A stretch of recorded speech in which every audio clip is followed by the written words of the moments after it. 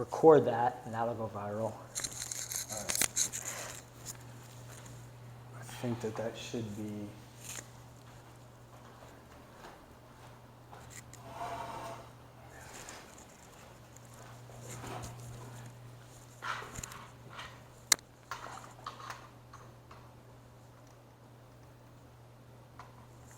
All right, that's pretty good.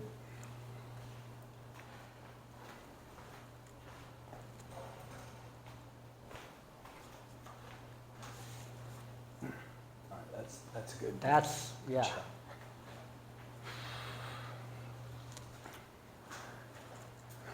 mean, look at it. Oh, just look at it. Look at down there, man. All right. Beautiful. Yeah, that'll be great. All right. So are you going to be looking down, or you? No, I'm going to look at this one. Okay. I'm optimizing now for your camera. All right. So let's kick off another episode of the Don't Kill Yourself podcast with Brian and Anthony. We have an enormous amount going on. I'm very overwhelmed, but it's a good overwhelmed. You know, actual positive things happening, things that are going to create a lot of value for a lot of people in the very near future. And I feel like our response so far just to this podcast has been pretty fantastic. So our goals is basically to keep making it better, so a better viewing experience, easier to watch, easier to hear, easier to access, so that, you know, we're uploading it. We're going to upload the long form of this one to YouTube and to Spotify. We're going to try to keep it a little tighter, somewhere between 60 and 90 minutes. We'll talk about our normal topics, and then should we talk about our company that we're creating? Absolutely, because I think it all makes sense for people. So Anthony and I formally got together a year or two ago, but we really branded the company this year. So we branded it Miami. This is the first company, right? The Blue Collar Capital Hedge Fund Investment Fund. And that actually went really well.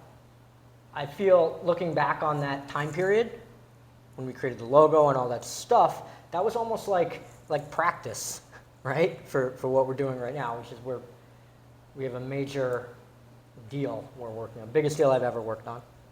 I'm personally more excited about this than I've been in for anything in years, and actually the last time I was this excited about something was 7 years ago when I started a social media app company, and I was an idiot, total idiot. I had no idea what I was doing, but I learned a lot, and I was really into it. I'm more into this than I was then. So it's been a long time since I've actually been excited about work. Yeah, I feel the same way. This is not my first venture. This might be somewhere around number 10 in terms of like businesses I've started. You know, in some cases I was the sole owner, in some cases partnerships, in some cases it was a book of business inside of a larger institution. But I've pretty much been a salesperson, executive, entrepreneur since I got out of school, really even before school. And the goal had always basically been to make above average money without having somebody overseeing me. That's kind of been the way that I've approached things. And I've succeeded, but none of the things that I've done were passion projects or things that I enjoyed or like had fun with or cared a lot about. It was more like, okay, here's a good opportunity. I could learn a lot here. I could help some people for sure, provide some value, make good money, not have to clock in 9 to 5. Even the cannabis thing, which most people would think is like a really cool thing, like there's certainly really cool aspects of it. It wasn't something that I was crazy about. It was just I knew all the people that I needed to know and could organize the thing in order to potentially make it successful. But I'm not a cannabis guy, really. Like, I don't love the product. I don't care that much about it. So even that, which should be a cool thing, like, I didn't really care. And then now this, the media thing, this is absolutely in alignment with what I want to be doing. So it's the business stuff and the numbers and the speculation and all the skills that we use to do well in finance. and then applying it to something that I want to be doing anyway, that I would do for no money, that I have a lot of fun with and passion with, and that can provide maybe more value than any of these other things. So that's really the excitement. You know, it's like, I mean, I kind of wake up and I'm excited about the crypto stuff. I am. Like, that's been one of the reasons I've been able to do that stuff pretty well, is like I do wake up like, oh, what's going on and how can I get ahead and all that, but not to the level of like media, comedy, acting, writing, branding, creating, all that stuff. Yeah, this is, I think it's interesting that you shared that, because I actually was thinking about this week, like what is it now?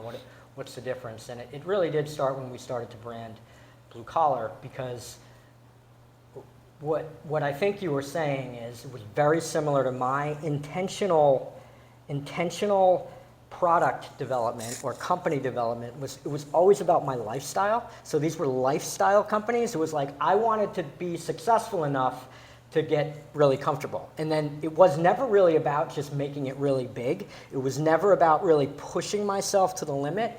Even when we started Private Shares at Wedbush, my boss and I, who was also brilliant, he also did the same very cliche Wall Street thing of going to India.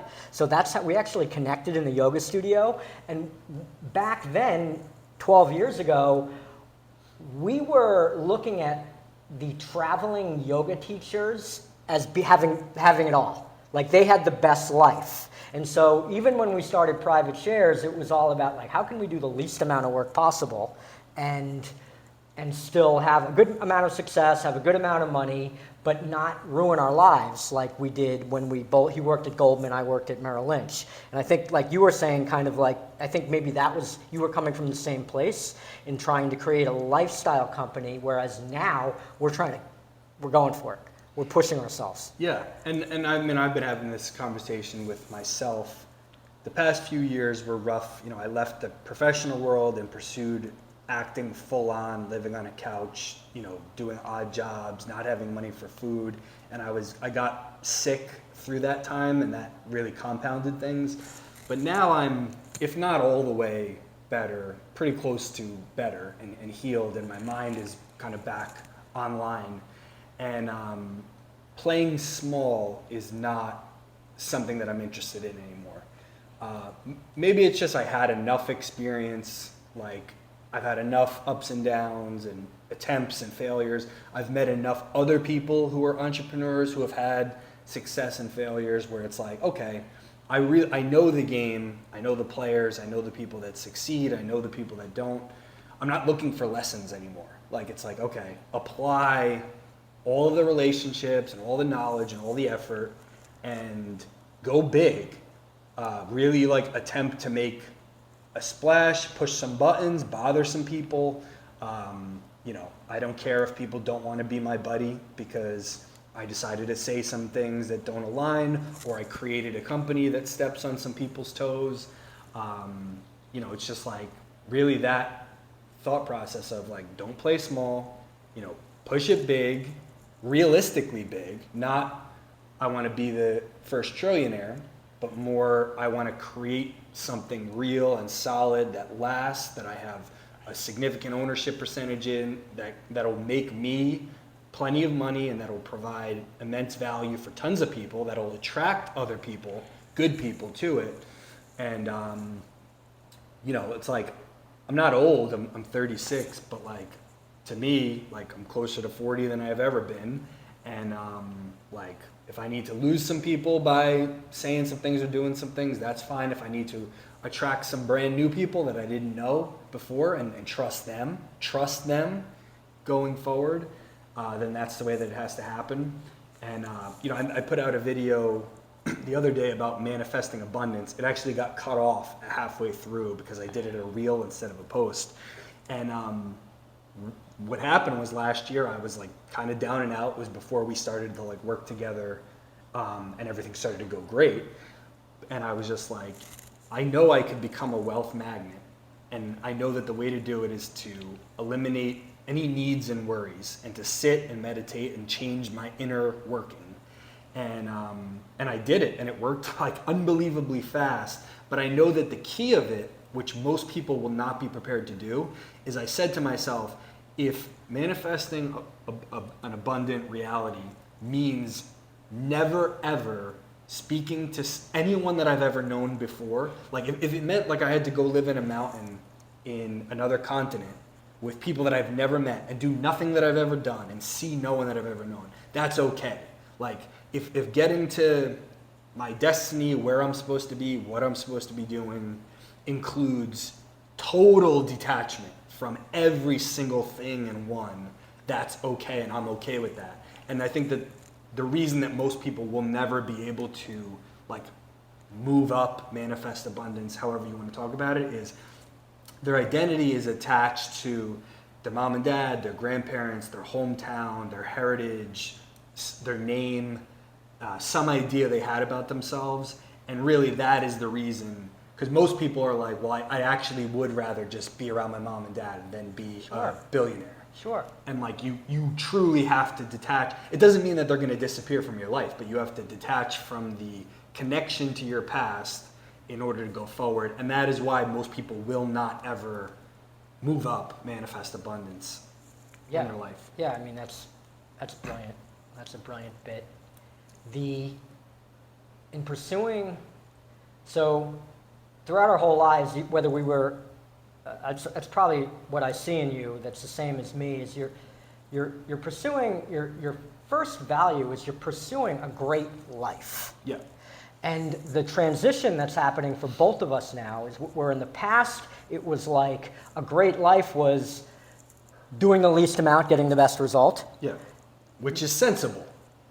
And completely rational. And what that does is you actually get a pretty good life. Yeah. And then the next level is, well, and then, what definitely happened to me was you get comfortable.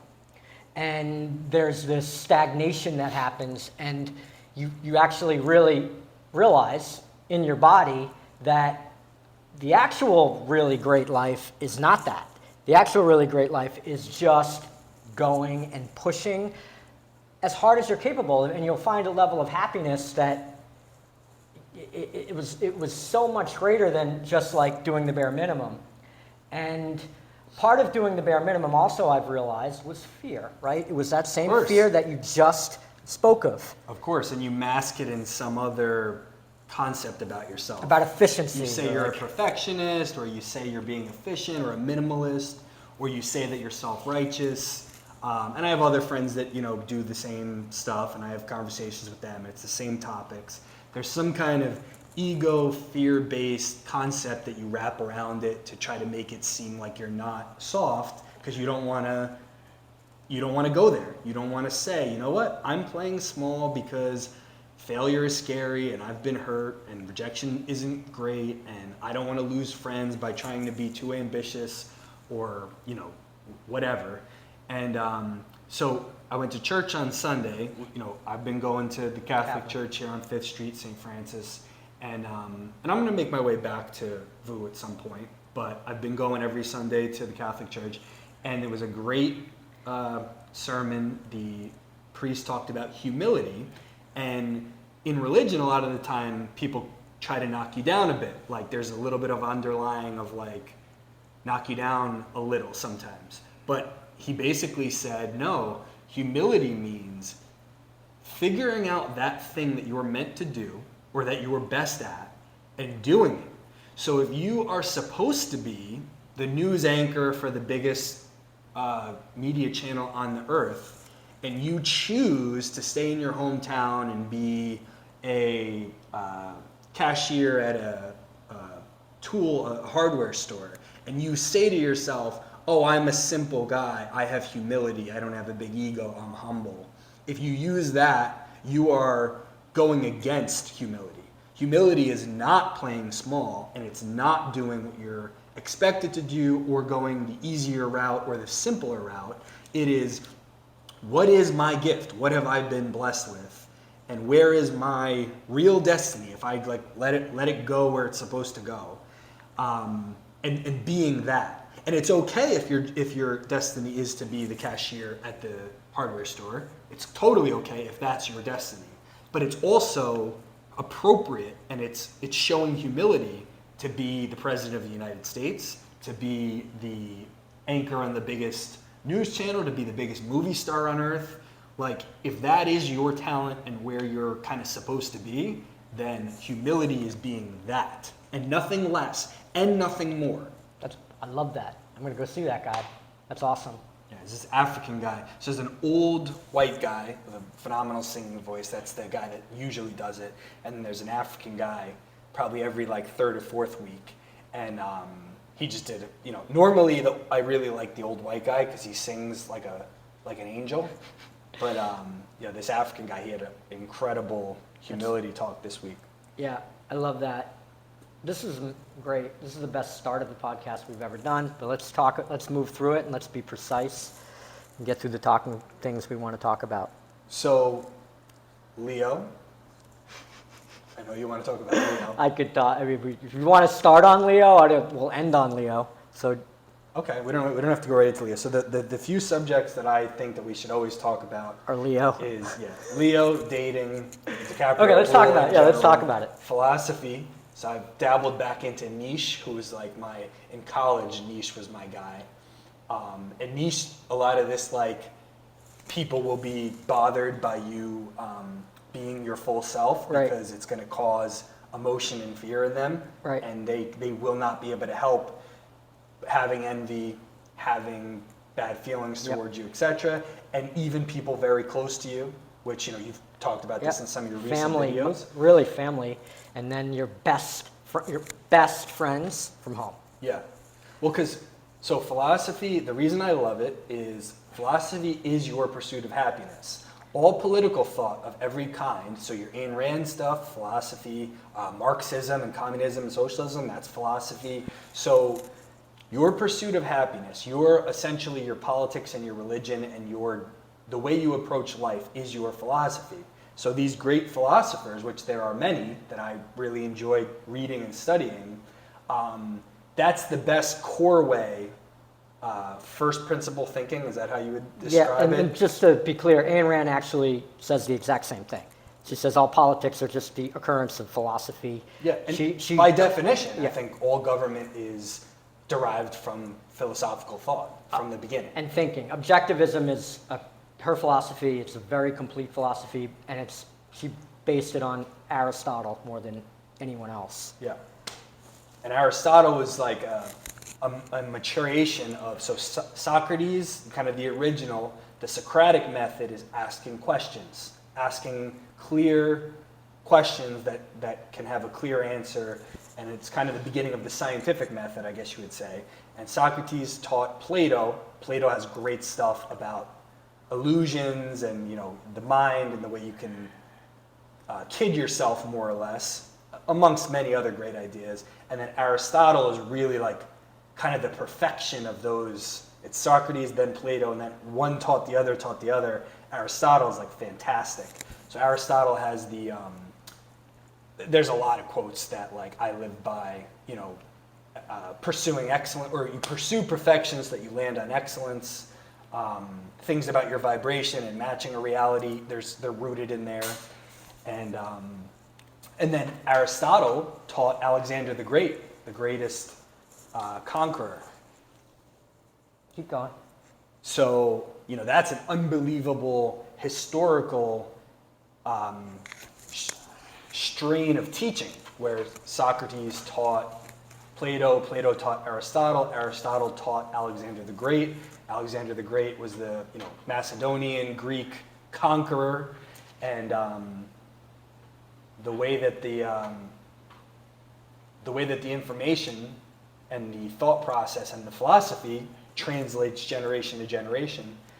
And you know, I initially bonded in Stoicism and Marcus Aurelius and Seneca, which is still great stuff. I think people hide too much in the Stoicism. That's another way to, like, that fake humility, to say it is what it is. It is what it is great about your past, because you can't change it. But saying it is what it is about what's upcoming in the future is a total cop-out. It's basically saying I can't create my reality, which is untrue. You can create your reality. You have to detach from your already bad ideas, and then you have to pursue uncomfortable changes. Every philosophy, when it gets to the market, when it scales, is diluted. So that's just what happened with Stoicism. It doesn't mean if you like actually read the source material and really, you have to think. It's like, that's what Ayn Rand says, like it's we have a choice. It's to think or not to think. And the life right now is just a great example of it. There's people who it's hard work to focus and think. Yeah. It's way easier just to say, I don't know, and let's just trust someone else's opinion. Let someone else think for me. Yeah. Well, the modern age is really, so a lot of the people we like, they talk about attention being the main currency. There is almost no other currency. It is all about attention, and if you can own your own attention, because you're just bombarded with distraction. My favorite sales coaches that are out there now, they talk about the fact that all that always be closing kind of nonsense, everyone is being bombarded by advertisements and asks constantly. So your actual proper way to sell and do business today is asking questions, because don't yell things at people, ask them questions about the challenges that they have, and then you should be disarming and lowering the tension throughout the entire process. And I've done this when I was in software sales. I probably had about a 60-day sales cycle that included somewhere between 5 and 6 meetings with probably 4 and 10 people at a company. And I essentially had to go through this pattern of convincing a room full of executives over about 2 months. And in order to do that, we had 13 different products. I had to ask the right questions, and I had to be showing stories about how we were already helping people with those issues, and I had to be lowering the tension throughout the entire sales process. So becoming more friendly and easygoing and relaxed as their heart rate is going up, because I'm about to ask them to commit for 5 years and $75,000 a year to be able to use computer software, and they are not comfortable about that fact because they could be throwing away in the $500,000 range of money on something that doesn't work, potentially. And not yelling nonsense at people, but asking them the questions, guiding them through a story about how we're helping people, and then lowering the tension. And in dating, you should approach that first date the same way. You're going to excite them in the beginning, ask some questions, lowering the tension.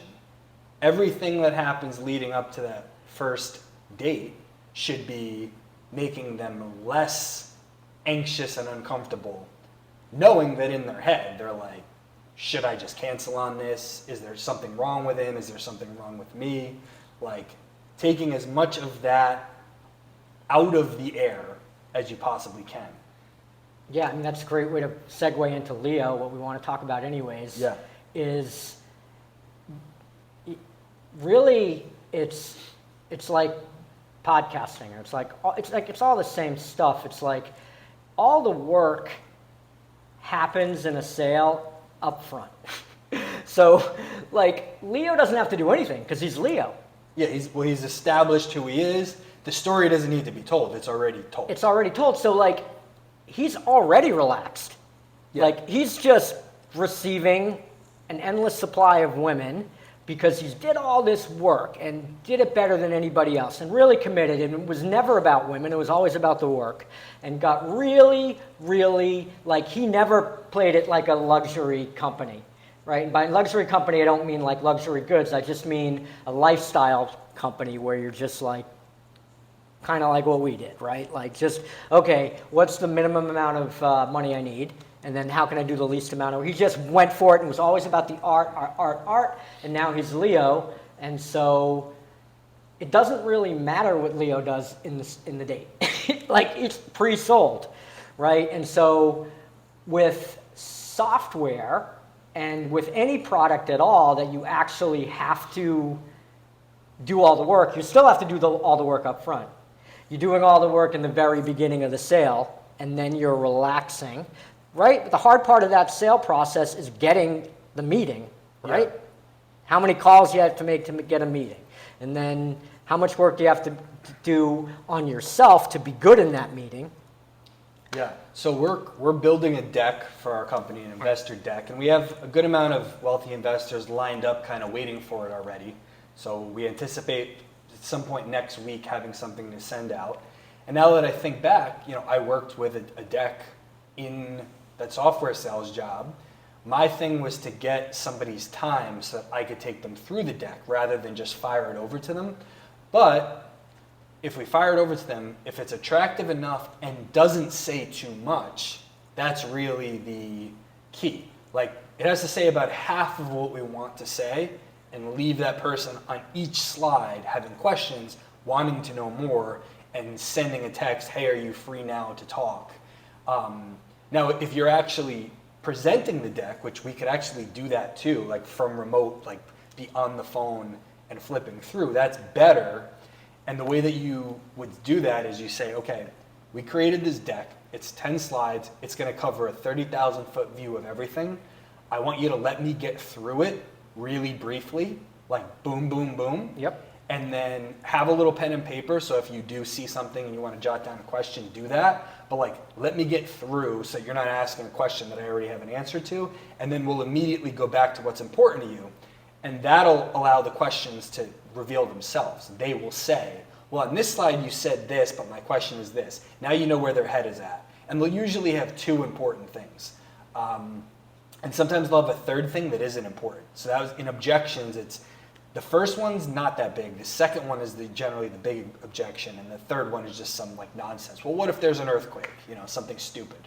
And just understanding I'm going to present to get excitement at an all-time high and to reveal questions and pain points. Then those will be presented to me, and I have to shut up and listen. And I want them to say all of them. So when they say, well, I don't really like that neighborhood for the real estate, and you go, okay, what else? And you what else them until they have nothing. Because the second one is going to be the important one, and you also want to get out every BS one too, of okay, what else? Okay, what else? Because they have now told you where their mind went and what their questions are, and you can have an answer for all of them or disregard them if there's something stupid, like, well, what if there's a hurricane? There will be a hurricane. Let's get past that.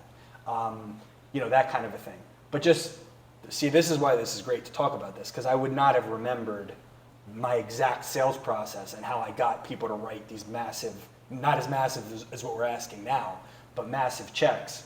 And it was just this, get them super excited with the initial deck and presentation, get the objections, which are their questions, and then ease them into a story sales process, comforting, friendship, emotionally relaxing them. And then the agreement is an agreement. It isn't a contract. It isn't hard line. It is, okay, can you execute the agreement? Not can you sign the contract, the verbiage, we're already in agreement. Okay, can you complete the agreement? Yeah, this was an amazing. I just had 20 different things that hit me just by you talking, and it's like, first one was always do the presentation. In my mind, I was like, I know a lot of these people. It's a touch piece. It's just so they know, but you need for them, even because the idea, if you're intelligent and have money, it's kind of a no-brainer. It's like a slam dunk, but you always want to give the presentation. And then it was like, well, why? Why is that? I just got that intuitively, but then I was like, there's like 20 different reasons, right? And the first one is like, if it's a no-brainer for them, you still want to connect with them. You still want to show them that you're listening to them, right? You still want to make the process important. Yeah. You almost want to overstate that I know we're good friends and I know we've been in business for a long time and we like each other and we're on the same page a lot. Just humor me and let's go through this in a more careful, a tentative process to what you really want, think, and need. Precise. Like basically tell them, don't just do well, we're buddies, this looks great, I'll think about it. Tell me what is on your mind, because one, that's going to help us a lot, right? Because our next investor is going to think the same thing that you think. They're not going to think something different. Whatever you think is what they're going to think. So if you don't want to do this, you can help us immensely by nitpicking. Yes. And then beyond that, if you are interested in this, like, and you want a different deal because something doesn't make sense, like let's have that conversation openly, honestly, not in the I don't want to hurt your feelings because this is too big of an ask, or this doesn't make sense because of this or that. So, and what I would generally do with the early sales jobs I had is I would ask people who I knew and cared about if they would humor me for a presentation, as opposed to, hey, let me see if you're interested in what I'm selling. I would say, I'm going to do this presentation for a lot of people, a lot of strangers. Yeah. Do me a favor. Right. Give me 15 minutes. Yeah. Tell me the problems. Tell Yeah. me what you think. Yeah. Like, be critical so that I can improve. And that way, I'm still pitching them. They're still seeing what I have. They can still say, that looks great and I want to buy it. Or they can say, well, I didn't understand that part because you went so fast and like just didn't make any sense to me, and like it wasn't something I would be interested in buying. Right. Okay, great. Now I know you don't want to buy. Now I know there's a problem I need to fix, and I got to do better when it's a stranger who isn't going to try to be nice to me. And that was definitely in the early going. That was like a part of the process. And I never wanted to sell my friends and family. I wanted to sell the people that they knew. I wanted to be able to be referred. It's just like this. It's like your friends and family are actually, they're kind of the last people that are going to help you. They come around. Yeah. Years would go by, and I would get a message from someone who's related to me who wanted nothing to do with, dealing, because what they anticipate is you're only going to do this for 3 months. I'm going to be the sucker that buys this stupid product, and you're going to move on. And sometimes that's the case. But, when 3 or 4 years passes, and all of a sudden you have a bunch of clients and you have like a new luxury car and a new nice suit and you're living on your own and like things are going well, it's like, oh, I thought you were gonna do this BS for a few months and be on to the next thing, but you've proven through many people that even though I knew you when you were shitting your pants, you are now a executive. And now I know someone who can help me. Like you're now a trusted person that can help them, as opposed to somebody who they're just doing a charity favor for. Yeah. Those charity favors just don't happen in my experience. It's like people Almost never. People help themselves. Yeah. So there's no helping you. There's like, oh, I will repost your stuff when it's like gonna make me look really good to post your stuff, right? And so that's why all the productions gets better. And it's all the same thing. With the deck is like, we want the deck to eventually be a touch piece, but by the time we get to the point where it's a touch piece, we'll have all the money raised, right? And so it's the processes that's going to help us is let's make you, Mr. Billionaire, Mr. Decamillionaire, like, what do you want? How can we make this a no-brainer for you? And there's no way to do that just by sending 1 million decks out and getting no feedback. And part of the answer is this isn't the first time I thought about this, but it just struck me again, is what did Jeff Bezos do after he became a multi-billionaire with Amazon? He bought Washington Post. What did that Asian billionaire do in Los Angeles? He bought the LA Times. It is a progression for somebody who creates great wealth and builds a company that now has this power to want to own media. I just thought of that too. I didn't even think of that person. Yeah, and there's multiple other, like if you look into the Yeah, owners of of course. every major publication in every major city, it is some successful billionaire. Some of them built their money in media, like the Murdoch, and then some of them made their wealth, and then they were able to control the narrative Yes. by owning a media outlet. And now if somebody had something bad to say about them, they could counter it in their own. They don't even need to say anything. They have an army of journalists. And they can go attack somebody like Yeah. they're doing all the time with Saylor and like with Musk, and they can just go out and they know that it's not a real story, but it puts their opponents on the defense on the check. back step, so they just stop. They have to stop and focus on this for a second. Mm-hmm. And like that's great because I wanted to talk about this also, but that's brilliant because I didn't even think of that person. I didn't even think of that person as a potential investor, as someone who like actually can write a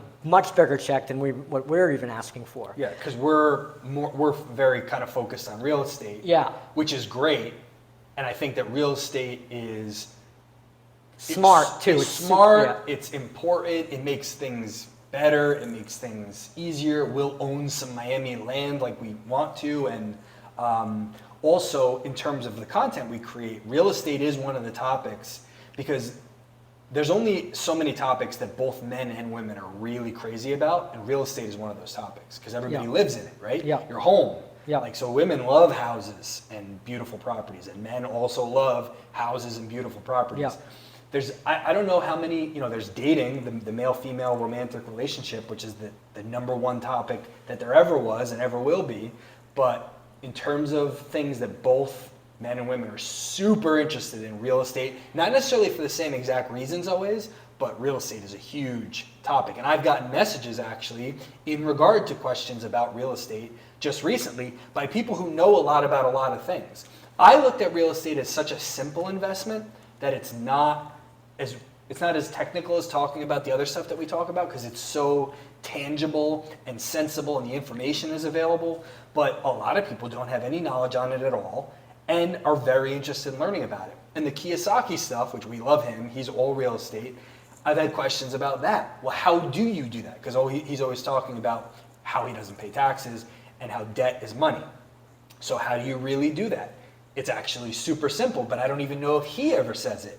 You create an LLC like you would for any business, LegalZoom, $400, Delaware Corporation, you name it, Joe Bro, whatever, and you open a bank account under the name of that business, you put some money in it, and then you buy a piece of real estate with a bank loan, so you use debt, maybe you put down 3.5%, maybe you put down 20%, you try to get a good interest rate on a long-term mortgage. You want to buy a multifamily property or a commercial property over a one family if you can. You put people in that property, they pay you rent, there's bills, there's taxes, there's insurance, but your accountant at the end of the year depreciates the property by like 25% and eliminates the entire tax bill. So you have an asset that keeps paying you, the people in the property are paying down the loan, and as your equity builds, you apply to the bank for another loan, and you continue to build your real estate profile. That's why Donald Trump says he's worth $11 billion when he's worth $3 billion, because he has $9 billion of debt on properties, and he deals in net. So if you want to, multiple X your net worth immediately, you buy real estate with a loan, and it's your real estate. You own it. You just owe that money, and really that is I don't know if any of the lingo I used is going to be outside of somebody's comprehension, but that's the whole real estate game right there. That was brilliant.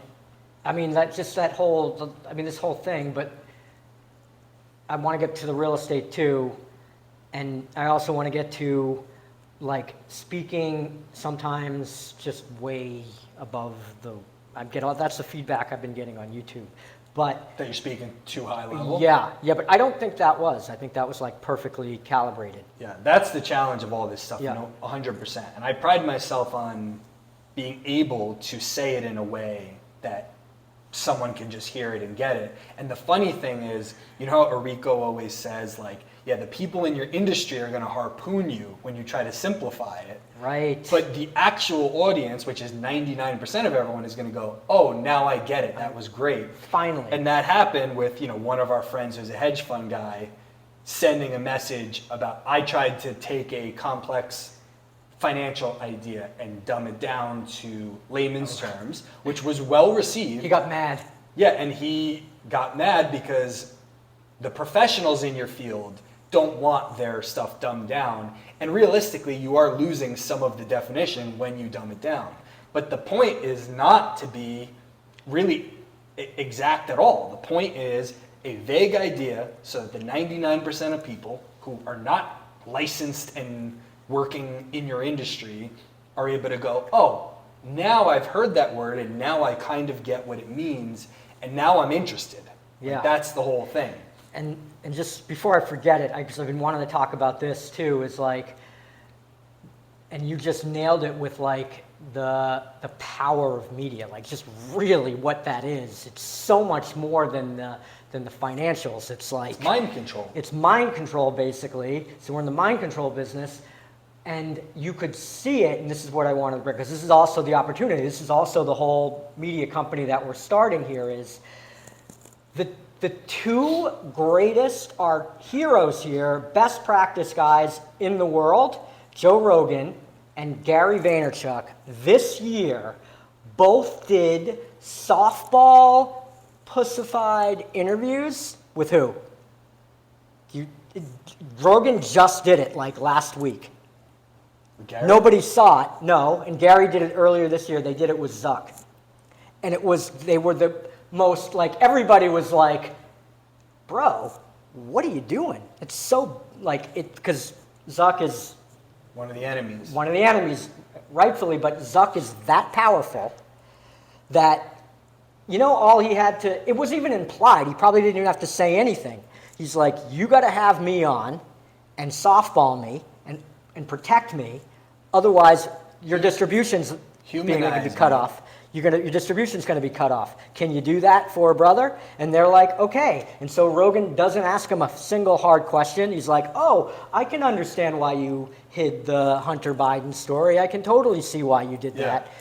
And Zuck's like, yeah, man, it sucked. I didn't know it was true, but like, Yeah, and the magic is, and this is what prompted us to podcast, was there are conversations that people want to witness, and when you allow everyone to just see the conversation, even if it's obviously going to be a little bit neutered, that's this podcast magic. It's like, what would it be like to voyeur or to overhear a interesting conversation between people that are talking the way that they normally talk, like as friends or business partners, and saying what they really think. Now, obviously, it's a few less curse words, and we try not to use any real people's names, especially in a negative manner.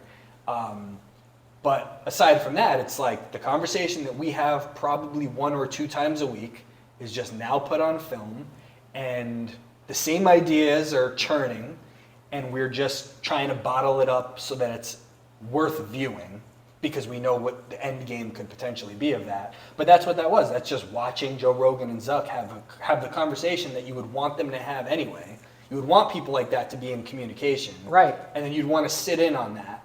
And you kind of know that it's not exactly the way that it really ought to be, but even the people that were totally let down are still watching it. yeah, they watched the whole thing, they commented, Right. they're talking about it. They're like, oh, I've totally lost respect for you. Meanwhile, they'll watch the next Rogan podcast. It doesn't matter. And they all know that. But the point being is that they're brilliant, Gary and Joe, obviously. They both knew they were going to take a hit to their brand in the short term with that interview.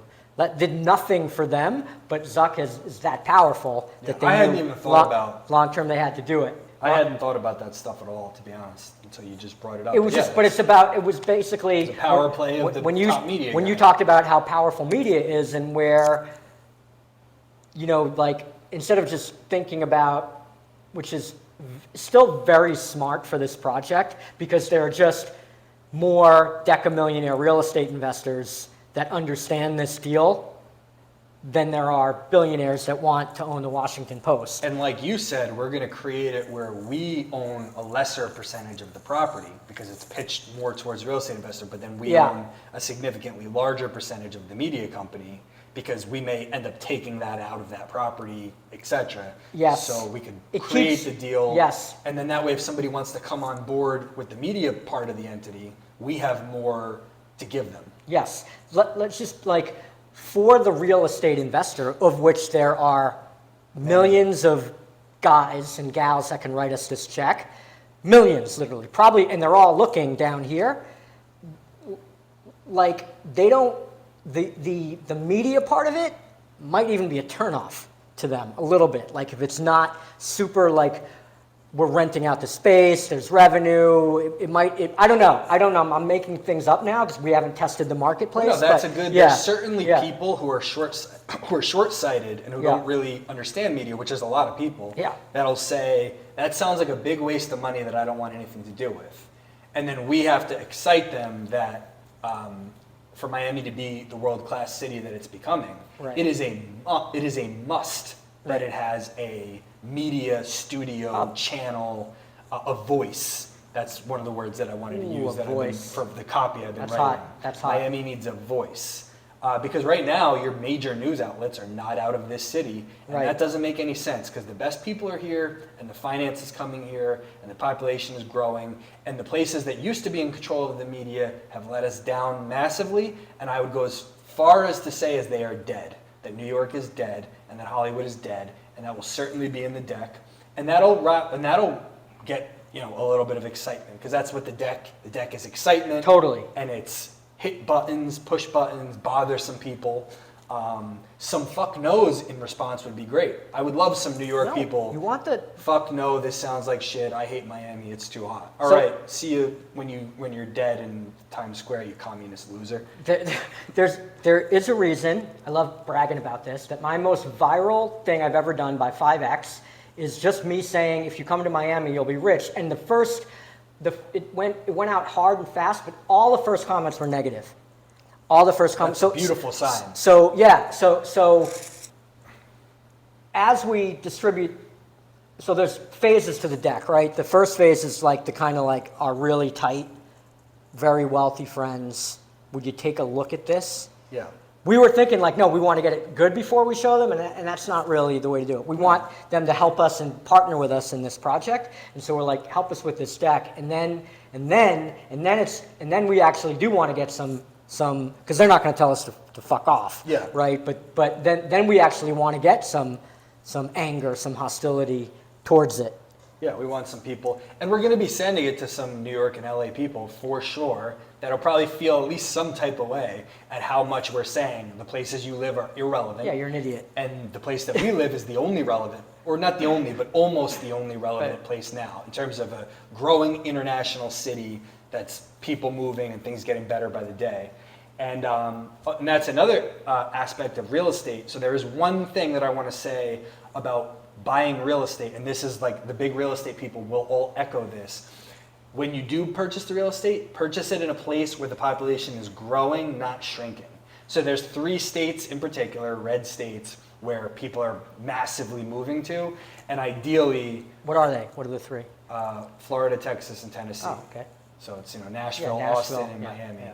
And it's Dallas Houston, is better than Austin. Dallas, Yeah, yeah. Houston is one of the Yeah. major cities, Yeah. but Dallas is, to me, I think that's the best. But in general, you don't want to really buy it because it's going to be an overpriced property, and with people leaving the city, your rents are going to be moving down. Like San Francisco, for the first time basically ever, revenues are down, rents are down, prices are down, people have left, remote work, people are in a mountain in Colorado, they're in Mexico, they're in Costa Rica, they're doing their same coding, and they're not going back to the Bay Area.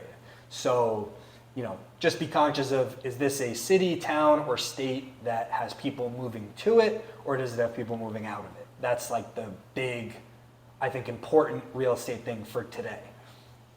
Yeah, and again, it's the play here is, so the most money that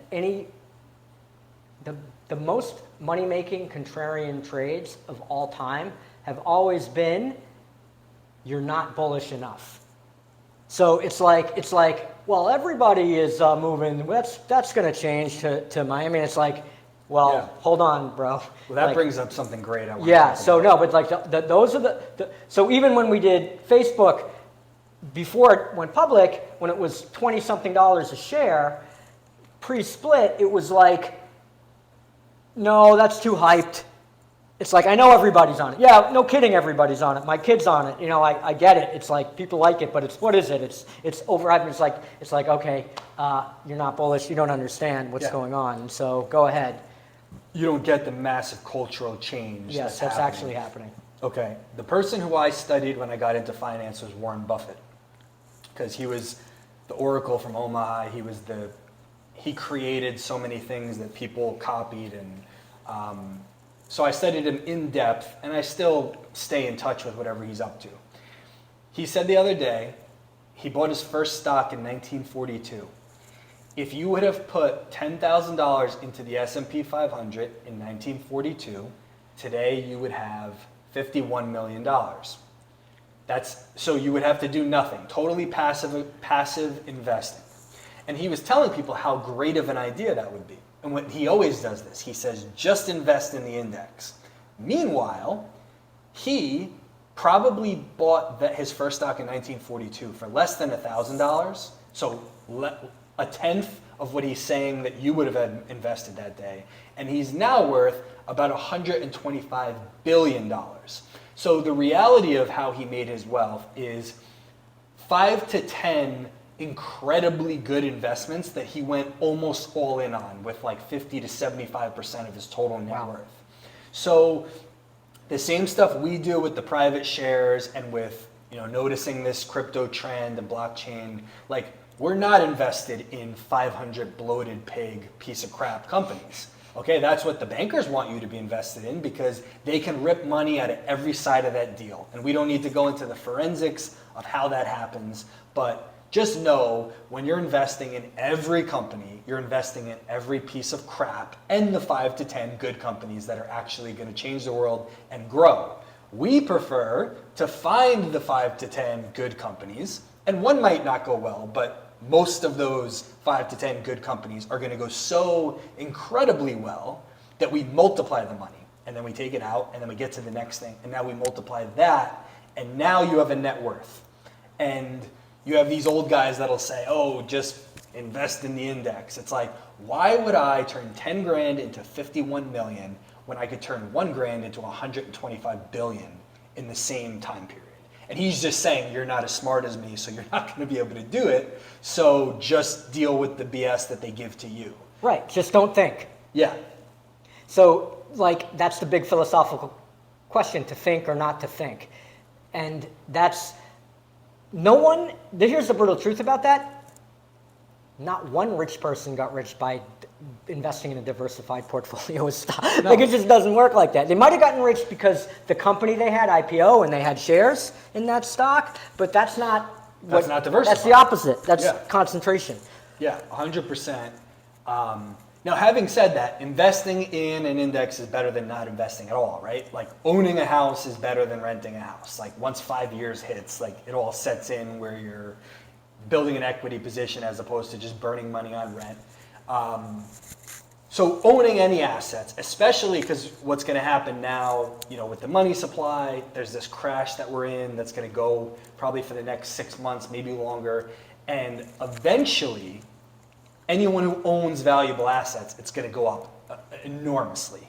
So the stuff that we're involved in way more than other stuff, but really owning assets, which includes real estate, stocks, crypto, blockchain, not every single one of them, but in general, based on the way that money supply works and the way that this pattern has to go and the way that this bear market crash has to go and the way that wages are going to have to rise, just like in the 80s, there's going to be an immense value actually isn't going to change. Money, the prices of assets are going to change. The actual underlying value of it doesn't change at all. You can even argue that the value of companies has never changed. It's really just been more money supply, pushes up the prices of houses and stocks, and everything else is really the same. And if you're a wage earner, the only thing that you can do to help yourself is raise your wage or add a second job. Whereas if you own any asset at all over a few years, so if you own a home, if you own a IRA with some decent stuff in it, it should go up by a ton. But it's the last whatever bull market in stocks, the inflation rate was probably actually double it.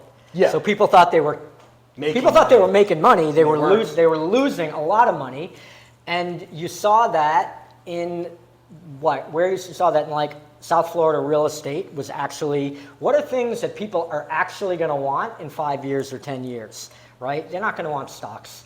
And stocks will even do worse now than they've ever done before because there's just better alternatives to the stock market. Mm-hmm. That's crypto. Crypto is not even, I don't even know what the adoption rate for Bitcoin and crypto is, but it's still less than 10%. Yeah, right? But it's young people are all in on it, so they don't have any wealth yet. Right. But the young people have committed to its usage, which is really all that matters for the cultural shift. And now everything has to be developed, and the government has to create some pathways, which they're already doing. So it's just a matter of time. It's so automatic. You almost don't even need to think twice about it. But what is going to happen is the tokenization of everything. So the stocks will become tokens, real estate will become tokens, and everything will trade on ETH. And that'll be really amazing because right now you can trade somebody a Ferrari for a house, but it has to be denominated in dollars, and there has to be all these middlemen that take cuts and percentages and insurance products. And with the digital contracts, you'll be able to say, okay, I have a LaFerrari that's worth $2 million. You have a house on the water in Fort Lauderdale that's worth $2 million. I'm going to park the car outside the house. You're going to give me the key. I'm going to give you the key. And we're just going to swap, and no one's getting a cut. Yep. And that's the beauty. It is the speed. It is the elimination of government entities and banking entities and brokers and people ripping cuts. And it's just everything is going to be faster, better, more efficient, make more sense, and be less manipulated by the money printer. And that's the beauty of this blockchain future and this really ETH. So Bitcoin is the beauty is the world needs a store of value. Gold doesn't make sense. Silver doesn't make sense. They're outdated. They're just paper anyway. You're not even trading coins. So Bitcoin super usable in contrast with gold, and super sensible in a world's reserve currency as opposed to these bullshit fiats. And so that's the Bitcoin case. And then people are building on Bitcoin now. So I don't know how that's going to go. I don't know how the blockchain that they build for trading on Bitcoin will shape up. But ETH is the DeFi creation for all assets to trade on one platform without a referee, because the algorithm is the referee. Yeah, and look, like even with the media and the property, it's like there will be space in that space for us when this starts revving up again. Because when that business starts revving up again, it's going to be the blue collar business is going to 30x. Oh, yeah. Like in a year time. And so that business is going to that business might be the fastest growing business. Yeah. By the time we're all set up in that other place. We're going to probably be back to all-time highs. After this downward move, which I think goes through Q1, we're going to get back up to all-time highs pretty aggressively. That'll be the bear market rally. And then I think people will get beat. They'll jump in late on that bear market rally, and there'll be another dip. Not as massive. We won't go down as much because there won't be as much leverage really in the market. Right. It'll be more like people that own at the bottom, they get back up to those numbers, they take cash, other people try to jump on, right. And it dumps a little bit. And I just think there still there's an element of time in terms of all these products improving. And then the 4-year pattern would mean sometime in 2025 where Bitcoin over 300K. Could that happen a year before that? I think the next Bitcoin halving is halfway through 2024. Yeah. I mean, there could be a news event or a halving event or a God knows what event that expedites that whole thing. But you should always anticipate that patterns repeat. Like if we anticipated, or if everyone anticipated that patterns repeat last November, everyone who was playing it smart would have went to a lot of cash, bought puts, bet that there was going to be a dump, and then got back in. We foresaw that, but we weren't aggressive enough probably on those moves. And it didn't fit with what our overall plan was too. Yeah, I love that. I love that. I forget about this case, so thanks for reminding me of the demographic case. I love that there's mass adoption of young people who have no money. Yeah. But it doesn't matter because they're going to get that money because when the boomers die, the boomers are going to live forever, unfortunately. Like the boomers aren't just going to die on schedule, yeah. Which would have really been better for us. They're going to be that brain in the water with like the tentacles. Totally, they're not going. They're never leaving. So it's like maybe there'll be some transfers before they die, right? There's already some. Yeah. I mean, it's not like nobody's dying, but yeah, no, they're going to be medicated and attached to machines and right. Harvesting livers. Yeah, so you hook them up to the machine and then you take all their money. That'll probably be a great business. Yeah. So they'll be harvesting their own grandchildren's livers. The point is, and I just thought about this, is that like my father, who's a boomer, one of his first real jobs was as a stockbroker, and it was like so brand new. Like his parents didn't invest in stocks, right? And that's what and so for him, stocks was like Bitcoin and crypto. for this gen. Yeah. So that's all they're going to know. And so when the stock's transferred over to them, they're going to be like, what is this S&P index fund? Yeah. Man, what am I doing with this? With this piece of shit right And here. they get a step up in basis points so they could sell that day, Yeah. not owe a tax bill, Yeah. and they could buy Bitcoin with it, Yeah, which that's is what they're going to do. They're going to do that. It's just a logical thing because that's all they know.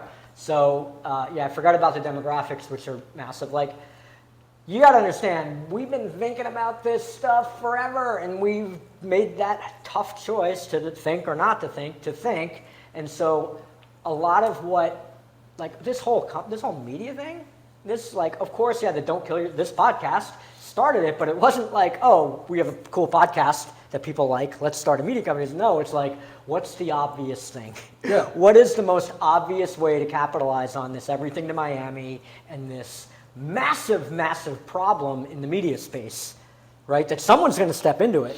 Which marks another thing that I keep seeing recurring is these like really successful people that I meet or that, you know, give their 2 cents on the internet.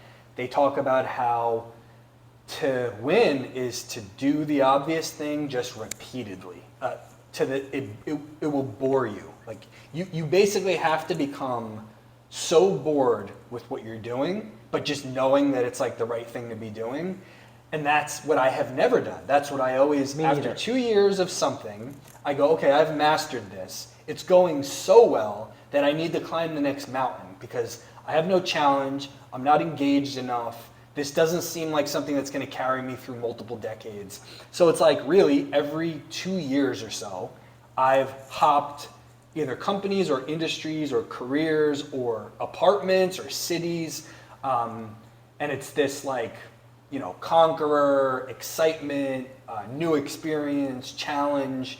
And that's all well and good. There's been value in all of it. But like when you decide to actually be a real successful person, you like stick your feet in the ground and you say, this is what I am, this is what I do, and I'm gonna see this through for a long time. And maybe your exit happens, maybe in 5 or 10 or 20 years, you just sell out of it.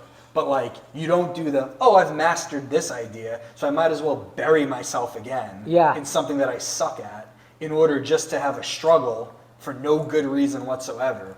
And I had this conversation in a job interview with a guy who was an athlete, and he told me, he's like, you've moved around too much. He's like, and what happens is when you leave, somebody else gets paid on your work. Yeah. He's like, so you got to get good at something, get bored by it, and stay anyway.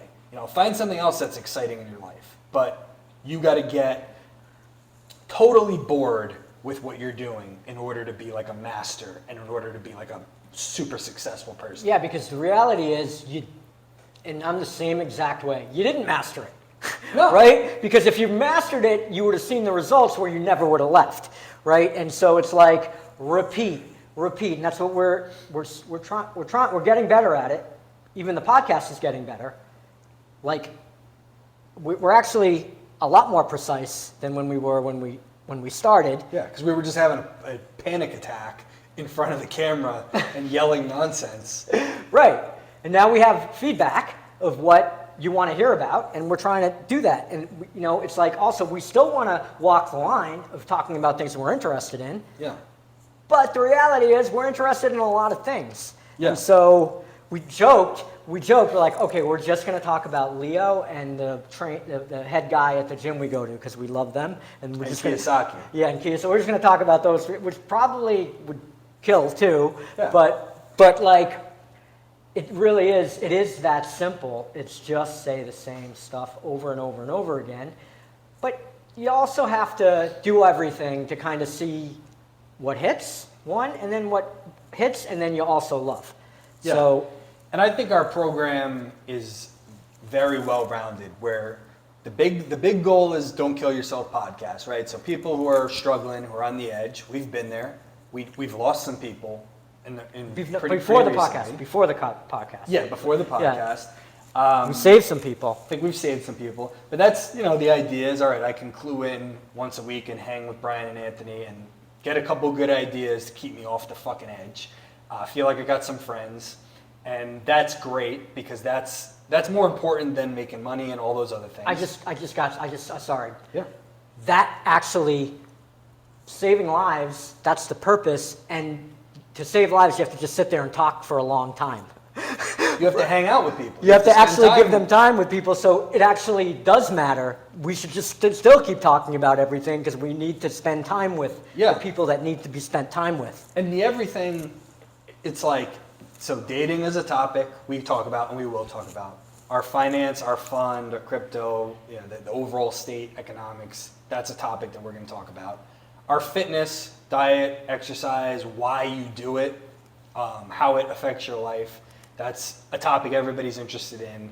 Philosophy and religion, those are probably topics that we're especially interested in, but a lot of the audience is that they care about that more than anything. Right. And then what else? I just like, oh man, it's like I've taught meditation for 10 years. And I would do these meditations a lot by phone. And it literally, I realized it wasn't even what I said. And I even tell people that, like, don't even worry about what I'm saying, just listen to my voice like a song. And that's what I think people just want it on in the background because they don't feel so alone. Yeah. And starting meditation or starting feeling better is like really difficult unless you just have someone there telling you to do it. That's saying, okay, sit down, light a candle if you want, close your eyes if you want, relax, take a deep breath, and then like you're in it. And now it's just like their voice is what's going to keep you doing that for 10 to 20 minutes as opposed to rushing back to having coffee and making yourself worked up about whatever you were worked up about. And Wow. I did. So there's two topics that I think that are going to be huge for people wanting, feeling connected to you. One is the hair op stuff. Yeah. I feel like everybody asked me about that. I feel like a lot of people are going to be They tease me about that on TikTok. which is fine. But like, there's a lot of people that have done it or want to do it or are very excited about somebody just talking about the fact that they did it. Yeah. And so I think that the hair up stuff is going to get you serious fans, like people that I wanna are be the like, hair up yeah, guy. Yeah, I want to hang with that guy. Yeah, that guy 'cause got a he hair knows up, he just something came right that I on. know in life. Yeah. Well, I tell you what, it was Barstool Dave that just gave me the confidence to just start talking about it because you just started talking about it. There you go. And it's so true. And it's like, oh, what's the one thing I don't want to talk about? Yeah.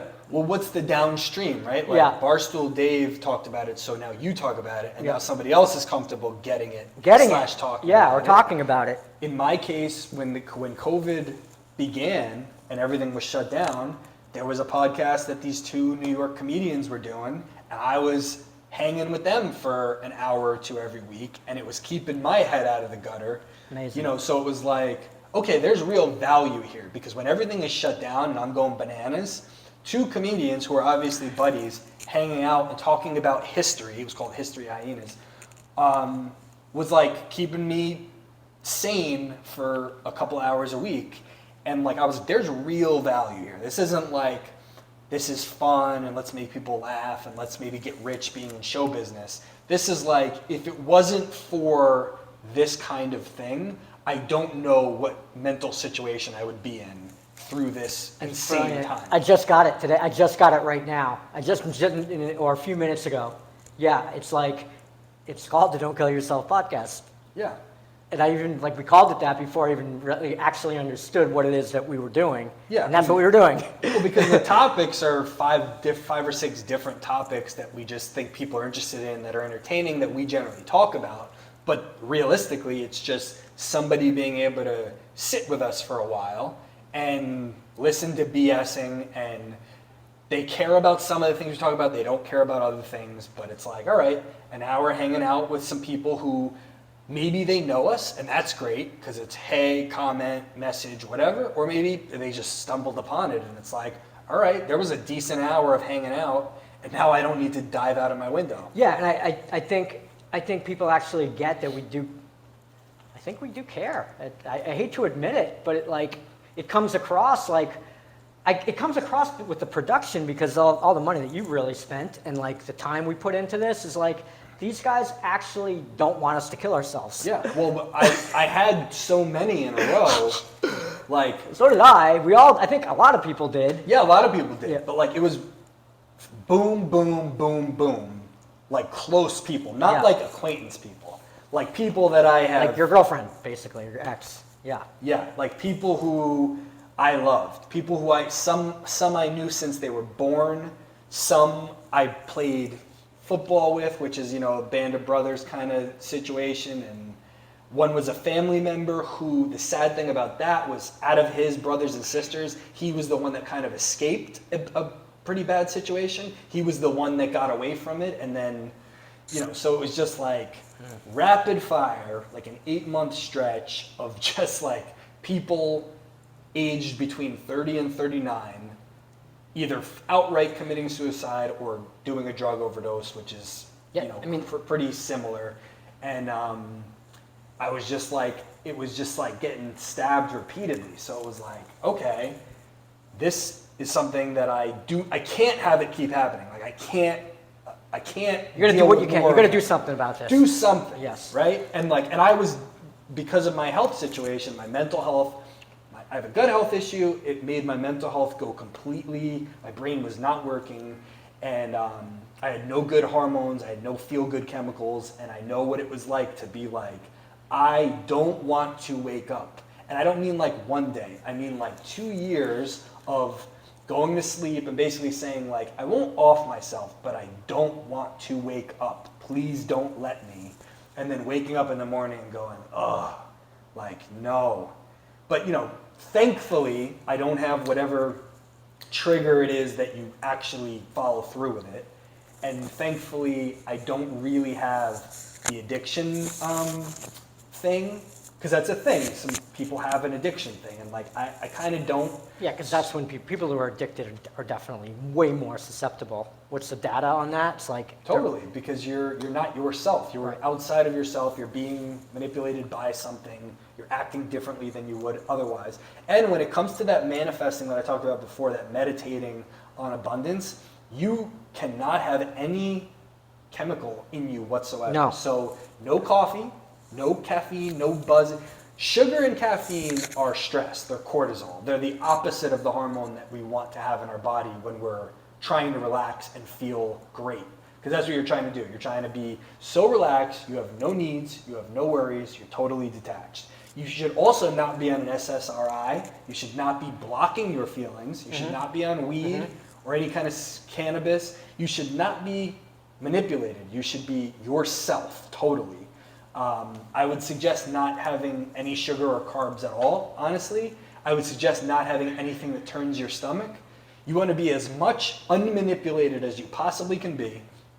Light a candle, sit down, and think about any times in your life that you have felt great, that you have felt successful and fantastic and loved, and that you had abundance and that you had too much. Maybe you got a big check once for a birthday, and you need to sit in that feeling for like 8 hours straight. And I'm not kidding. Like, clear your weekend schedule, and this is how you do it. And if you can believe in religion and do this, or you can believe in science and do this, and not think about religion at all, but it is a physics fact, scientific method fact.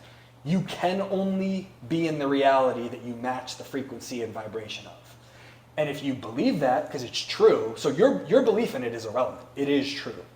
The reason you won't be successful in doing it is because you are attached to something about your past, your family, your friends, your name, your culture, and that won't allow you to change.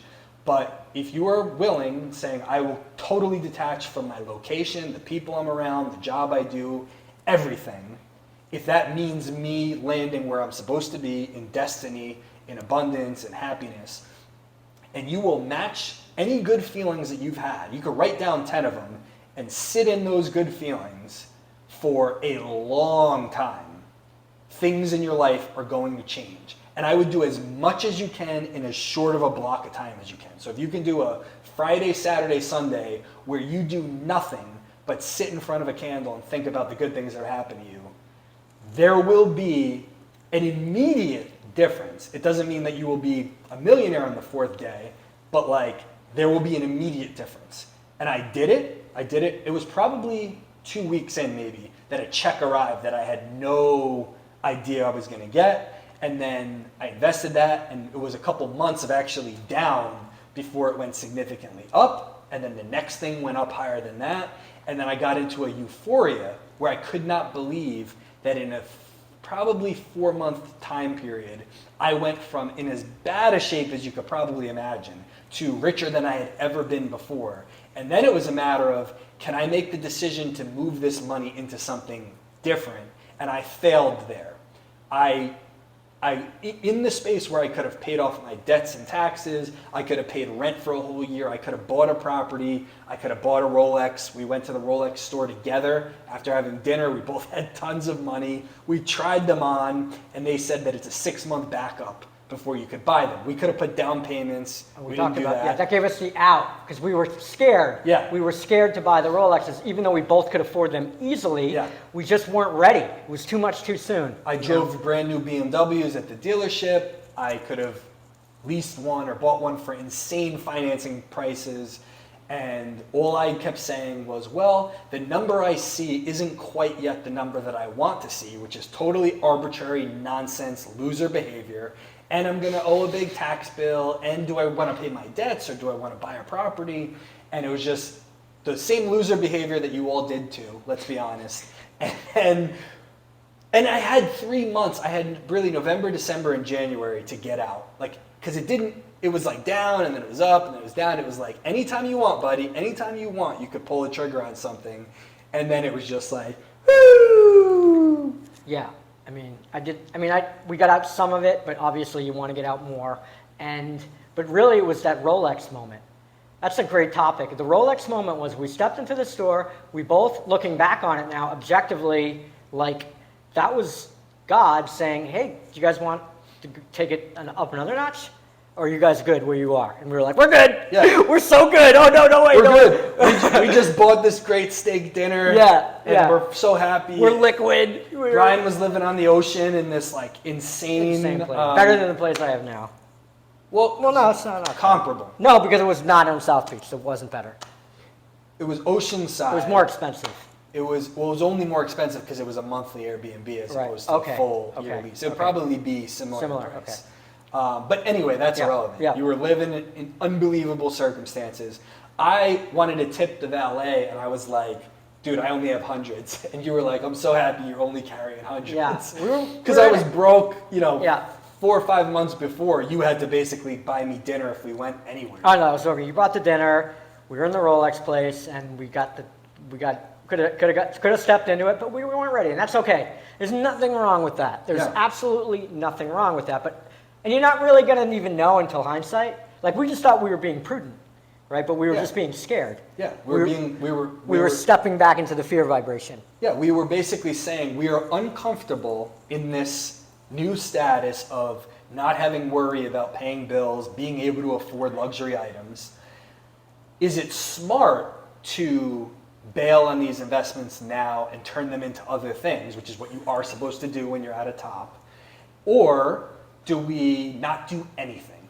And it was like, and there was like really 3 months where my account was in this same kind of super high range, slightly less than what I wanted it to be, but like way more than I've ever had in my life. And like more than enough to take care of all of my issues and problems that I had.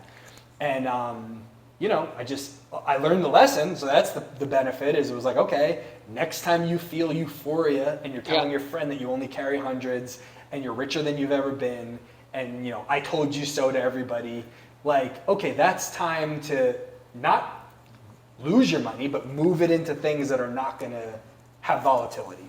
And anyway. Think about what we've done this year. We've really, we built, this new thing is like 2 things, right? It's real estate and media. And then we built the other, so we built like 3 companies during a bear market. That's when you're supposed to be building. Yeah. So like I feel like we're operating right now at a super, super high level. Yeah. And part of it, honestly, is the anger of not buying the Rolex. Yeah, of not doing it then. So now it's like, okay. And that's what a lot of people do, is they become a millionaire and they lose it and they're destroyed forever. Yeah. And so who knows? Who knows what would have happened? But we were really, up, down, and now it's like, oh, we're going up and we're not going back down. What you said to me last week, which was totally true, was if we bought the Rolexes, we would have already started the media company. And we'd have done all of this already, but that's okay. Yeah. It's supposed to happen the way it's supposed to happen, but it's like, that's a great topic in itself. It's like just the way you look and how you present, and especially on Reels, it's like the first millisecond and it's primal. Yeah. It determines everything else. And so Brian, through this year, has been doing this online dating really successfully. He kind of learned like these scientific methods, more or less, for winning in online dating, and then carried them out with great success. And now he's on one of his channels passing all this knowledge along to people. It's going to be super valuable for people. Totally. And then I said to him, like, you've done an extraordinary amount of work. And if you just had Like you said, the Rolex. Gold President's Day Date on your wrist, 10% of the work that you're doing would have yielded even higher results, because people Yes. believe what they see. And when you show up and you're like, well, yeah, I have a hedge fund and a crypto fund, it's like, okay, great. Whatever. So does everybody else in Miami But that like I talk to. the gold president's Rolex speaks for you. So in both business deals, when you're chatting with these investors that we're talking to, Yeah. like you've already signed the paper when you're wearing the president's watch. Yeah. When you go on the date, okay, so now you have a beautiful new Porsche, that's great. Yeah. But like, you're sitting across from them eating sushi, and they're just staring at your all gold President's Day Date. You don't have And to say anything. yeah, they're like, I don't care what this guy has to say. You're He's DiCaprio. wearing- You're Yeah. DiCaprio at that point. Maybe not DiCaprio, Yeah, but but you're in that, You're right. in yeah. the realm of, you don't have to do much work on the date. yeah, you've shown very clearly your resource accumulation. Right. And- But here's what I just got right now is that if I didn't not get the Rolex, I would have never figured out online dating because I never would have done online dating. Yeah, so you had to do all this work because you didn't I just get the make it Rolex, easy. right. So But- you sharpen your tools. But I have a product now. I have a channel. I have an Yeah. entire channel to that will be viral. It was viral yesterday. So it's like, it's like all part of God's plan. Yeah, well, that's the thing. I tanked my cannabis company, right? I spent all my Yeah. money, and I totally failed, and I did a year's So worth did I. of work. But when I talk to other entrepreneurs, they all want to hear the story about my cannabis company. Yeah. So like the year of traveling around the country, meeting people, trying to get this thing off the ground, having issues with investors and growers and dispensaries, and having to deal with bankers out of the country because of the legal situation. I'm pretty sure that the feds were onto me in New York, like seriously. Like I had who I believe is like a Miami Vice, like federal undercover, like meet me at this steakhouse and like take Right. me out around the city. And I was almost sure it was like this big setup. I'm still pretty confident that it was Yeah, like you were a about to Fed go to setup jail. because I was posting my location and on Facebook, and Yeah. New York was illegal at the time. Yeah. And I was just saying that I'm putting together this international I remember drug that was ring. so funny. That's when I realized, like, oh, this guy's crazy, and I loved it. Yeah. He was literally pitching. First of all, you Fully can't illegal pitch This securities. is a federal crime. And then you're also pitching a total. It's like it would be like right now I've got a heroin company. I've got a total amazing heroin company, and like you can buy into it now. And That's pretty much basically the it. situation. And it was like my parents didn't even want me in the house because they were like, "This is a crime, and we are not on board They were with this." correct in that. And I was like, "You guys are nerds." And yeah, it was. But like anytime I talk to people in business conversations, they love to hear about the cannabis company and everything that went into it. And like it really was like my cousins grow up in Northern California and in Mendocino County, and it's outlaw country. Like there really isn't law enforcement. There's cartels. Everyone is heavily armed. Keep going, bro. So it's like something out of a movie. It's like you're really in the Wild West. You're camping. You're off the power grid. We're using a generator. The shower is like we collect water and it goes through like a hot pipe. And there's an outhouse and it's like this mountainside. And one night my cousins heard somebody being tortured by the cartels like across the canyon. There's robberies there regularly. So, I would be up there. I had my shoulder injury at the time.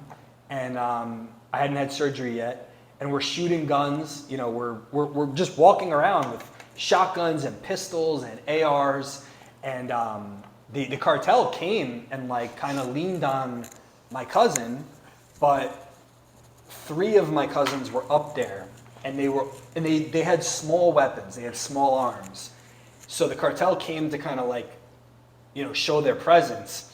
And then my cousins were like, okay, we need to buy big guns. So because the cartel came like heavily armed, and it was just like a meet and greet of growers kind of, but it was like they're looking for who they could roll over on, like who they could easily rob.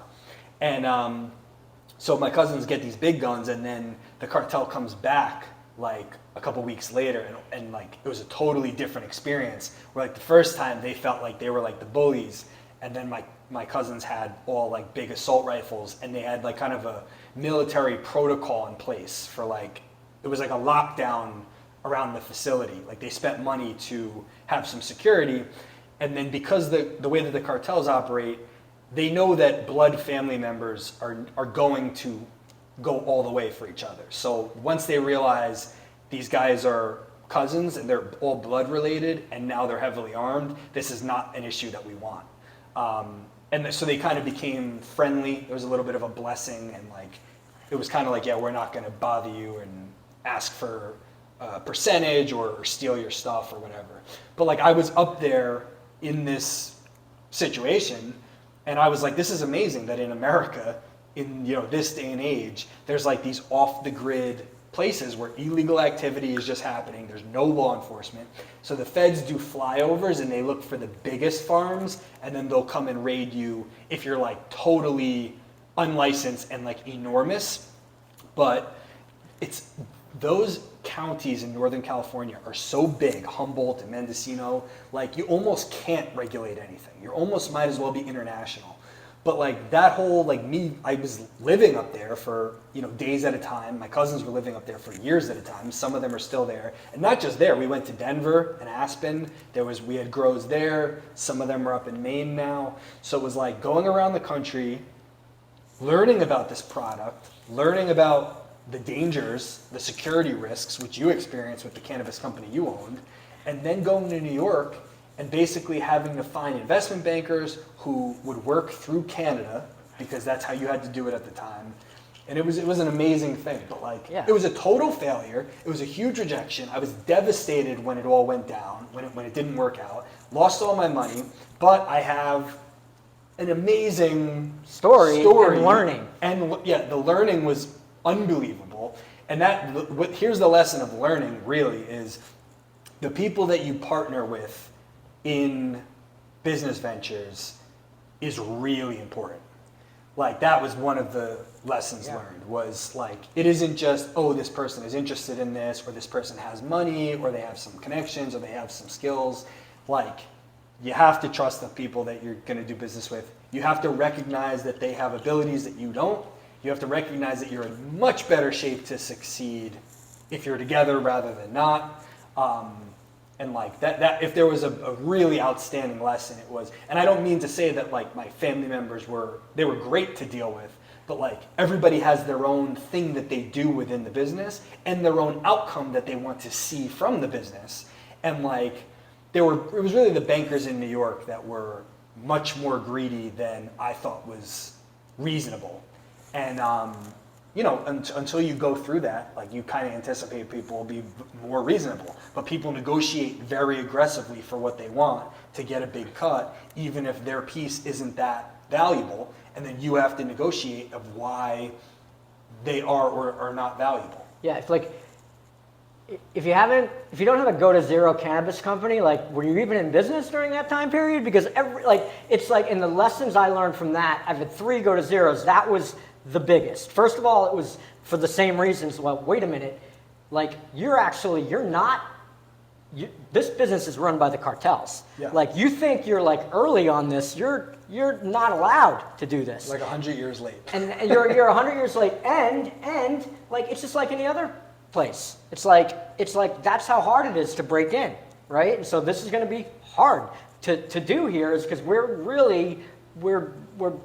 the real estate's not hard, but the media is going to be hard because we're coming after the power structures. And this time though, we know it. Like we know exactly what we're going up against. Whereas with the cannabis stuff, like I had no idea until all of a sudden our facility in San Bernardino, which actually might be the worst place in the world, just got completely robbed. And we thought we had, like you guys, we thought we had some muscle in the place, but like Cartels? Not enough. No, you don't have anything. And so, yeah, like it's all like the best questions I've ever gotten from investors or prospects is tell me about your failures, because like because then you'll see if someone's being honest, because all great or all even good business people have failures. And so if they can't even admit that, they're probably lying. And then like how willing are they to share their disasters is going to tell you a lot about them. It's going to tell you if they learned anything. Yeah. And so it's just all part of like being a type of person that's willing to fail, be embarrassed, lose money, lose other people's money, therefore lose people. Be uncomfortable. And it's like the opposite of people pleasing, which is where 99.99999% of us are. And we've both been there too, is that this constant leveling up means you're constantly uncomfortable. And if there's one thing that I know we're both really good at, it's like now, like doing different things where we're never quite, or at least for the past several years for both of us, where we're never quite like, okay, I'm good, right? It's just this constant leveling up. So even when you understand that the vibration you have to get, the feeling you have to have is one of abundance, before you are able to do that, you have to, just like you can't be on these drugs, or you can't be doing things that are numbing you.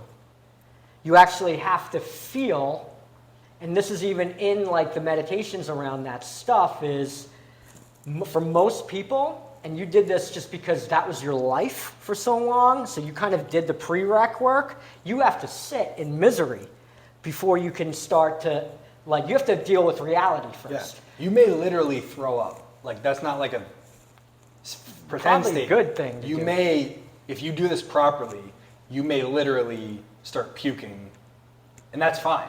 But like that may actually happen. That's how drastic your insides are going to be adjusting, changing while this kind of thing goes on. If you're doing it right, like you will not be the same human being 72 hours after embarking on this. You may literally be sick. Like that's how extreme all this stuff is. And because really you're just like, you live your life on sugar, coffee, and cortisol. You're purposely running towards stress because it's actually an exciting feeling and it's a loser feeling. Everyone is excited and everyone is a loser. You basically have to become unexcited, lower your cortisol, no sugar, no caffeine, no other numbing agents, and you have to decide to sit in the best emotions you've ever felt. And the reason that you're going to be terrified of that is because once you go to good emotions, the idea of crashing back down to unpleasant emotions is horrifying. So you're going to be so scared of the fall that you won't want to feel good.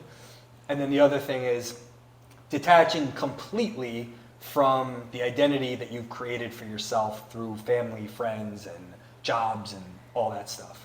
You'll be like, oh, well, my sense of humor is based on the fact that I'm always miserable. So I need to be miserable so that I have a great sense of humor so that I can make the idiots I hang out with laugh. That's literally what you're going to say. I've heard people say this out loud so that they don't like fix their inner working and be less affected and more successful. I thought of a really funny San Bernardino story that... Tell it. I think we've got not that much time. Yeah, Like we're- 20 we're- minutes maybe. Maybe we don't even maybe have to go that Yeah, long. okay. Great San Bernardino story. So San Bernardino is this like high desert town, like an hour and a half or 2 hours east of Los Angeles. It's a terrible place. It is a truly awful place. When I first got to Los Angeles, I was still connected to Voya Financial, which was the insurance and investments firm that I had been working with, but I switched to the office that was based out of Scottsdale, Arizona, and then the satellite was in LA, which was the office that I would be out of.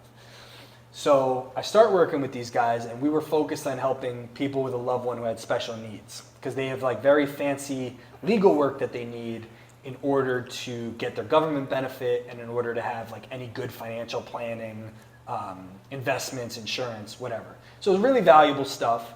But the guy who was running it, who was the president of this particular branch, he told me that I would be paid a certain amount of money when we first got started, and that was drastically reduced once I actually started working, which made me say, all right, F this, I'm not working with these guys. But before that happened, before I got to the point of, okay, I'm ready to do business with you guys because I learned the wills and trusts, etc., we would do I guess you would call it a presentation for families who had a loved one with special needs. And we would explain what services we offer. So we would like rent out a facility, and we would go through like schools and programs to attract these groups of people and explain to them what we're able to do for them. And then we would get direct appointments off of that gathering. And we'd make sure the gathering itself was valuable. We gave them a bunch of information. And then if they wanted to work with us, they could. So there's one of these in San Bernardino. So I'm supposed to drive from LA, whatever it is, 90 minutes or 2 hours east to San Bernardino to put on one of these presentations. And then what would happen is there would be follow-ups in the days after where I do appointments. And I was the LA-based guy. There was one other guy, but he was much older. So I was the LA-based guy who probably would have had to service this community. My cousin Dylan moved to LA just after me, and it was his birthday, thank God. Because I told him, it was just he and I in terms of family in that city. I said, I'm going to take you out to eat for your birthday. So I had just kind of got going with the company, but I was like, listen, it's my cousin's birthday. It's just he and I here. I told him I'm taking him out. Is it okay if I don't make it to this one? Can somebody else take care of it? Sure, no problem. They go out there to San Bernardino. They do the whole presentation. They're in this specific room with like a group of people. They leave. They get everybody's information. The next day, that shooter in that same room kills everyone. You know what I'm talking about? Yeah, the San Bernardino shooter. Yeah, the San Bernardino shooter. Oh yeah, forgot about that. So, very, very realistically, if I go and do that presentation, I'm back out there the next day for a meeting, and I'm in that room. Like, very realistically, not like a big stretch of the imagination. Like, 1 + 1 = 2. And they weren't there though. I didn't. Well, no. My guys were there the day before, and then they went back to Arizona or back to wherever they were coming from. And then I wasn't a part of the presentation, so I wasn't there the next day for the follow-ups. Okay. But had I gone for the presentation, had it not been my cousin's birthday, had I made, like I do, made some connections, I'd have been back there the following day. You would have been shot. I'd have been in the room, and I don't know how many people were killed, but like many people were killed in that room. In that exact room, in that exact space, where I very, very realistically would have been.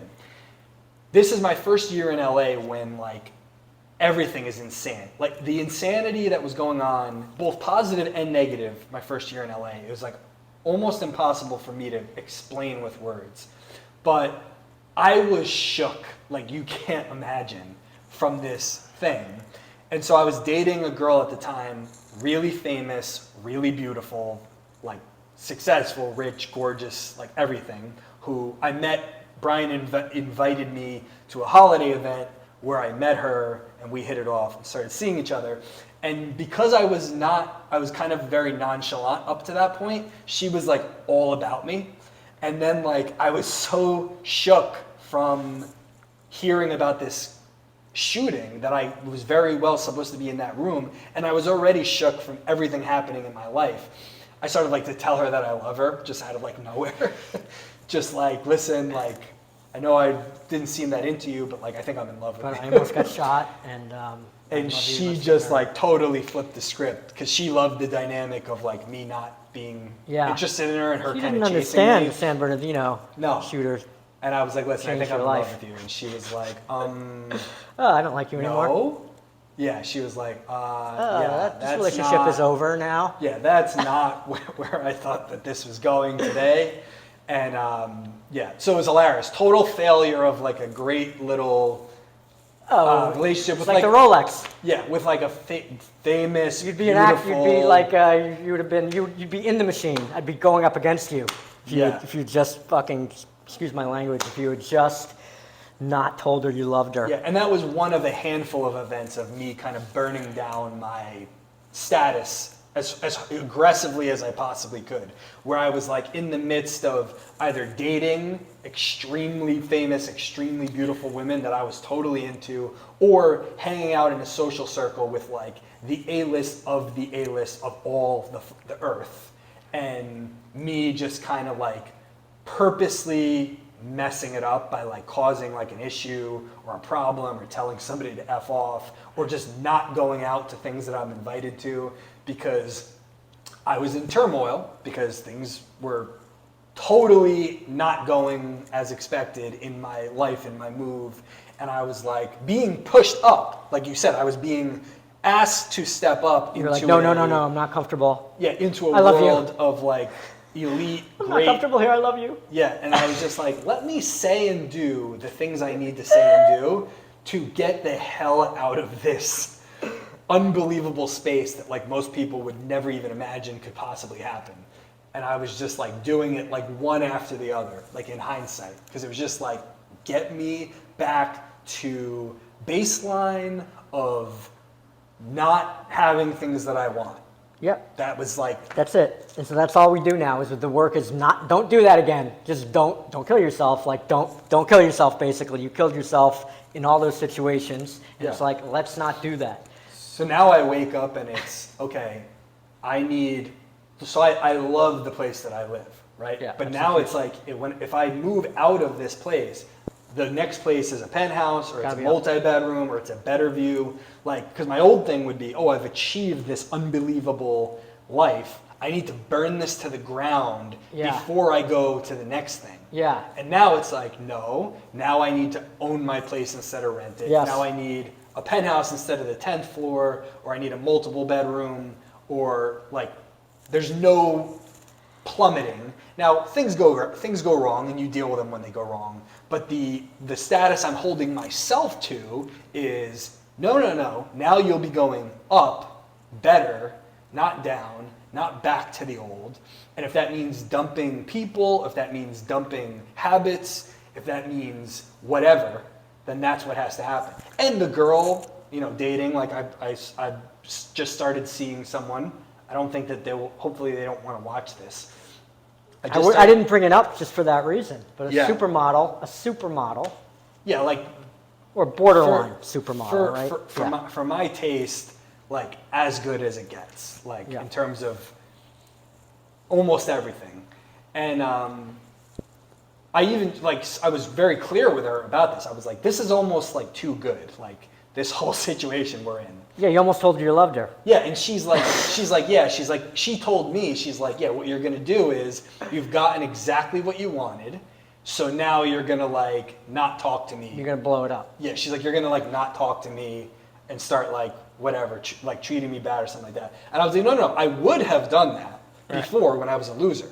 But now I don't want to do that. Now I'm like, okay, this is actually wonderful. And I don't know where it goes. Like you don't know how things will pan out. You get to know somebody better. So you don't put any like energy on it. You just kind of go with it and let it go. But I literally am conscious of like, okay, you're gonna have to be okay with this being this good. You bought the Rolex. Yeah, you're gonna have to now adjust to this person that is like unreal is like interested in you and it's like happening. Like you're like seeing each other. And like you don't know what's gonna happen. And I'm prepared for that too. She might, she's going to a runway show tomorrow. Maybe she hits me up like, hey, I'm actually gonna be traveling. She's traveling out of the city. Hey, Richard Branson just invited me on his yacht. I'm Yeah, outta literally. here. Like I'd be like, good for you. yeah, hey, I got to go to New York. Oh, Leo called. I got Leo's single. I'm going on the boat. That could happen. And it's like, all right, if that happens, that happens. Or, I miss you. I can't wait to see you when I get back. And then I have to like not spontaneously combust. Like I have to not like ruin it because You could go off too far in the other direction too. You could do the I love you, let's get married, and she'll just freak out. yeah, I'm definitely gonna do that. Yeah, you're definitely That's gonna- in the plans right now. Okay. So All right. actually, it's a good thing you brought Yeah, that up. yeah. I'll take that off the table. Yeah, you've got to just not do that because even though she probably wants all those things, there's a little bit of the LA rule in every woman is that if you love me too much, Yeah. there's got to be something wrong with you because I'm crazy. Yeah. Yeah, I mean, they have to realize, and we've been in public spaces together a couple times, so like that really helps, like kind of getting a view of things. Yes. But yeah, she will have to know that that she's not the only person that would ever be interested in talking to me. Yes, yes. Which I'm pretty sure She already knows that. Yeah, she's already comfortable with that fact. Yeah, but you have to So- maintain that. You can't just let it slide, because that's what happens is you start to simp out because she's so hot. Yeah. That you're like, all of a sudden you become the anti-DiCaprio. Thankfully, this is the best. Don't be anti-DiCaprio. Yeah, this is the best thing about the situation is we're extremely in sync, like in communication and stuff. So it's not that like, oh, I need to try super hard and like I need to say the right thing. It's very from the beginning, like that was part of it. The initial attraction is just, oh my God, this is like the most beautiful person I've ever seen. And then it was like the conversation was very on the same page, easy. And in regard to that, so English is not her first language. You can communicate better with a girl who English is not their first language because most of communication is nonverbal, and the assumptions you make when somebody does speak English are always wrong. Totally. So you're like, oh, I speak English and you speak English, so we're on the same page, but you're really both assuming the wrong thing constantly.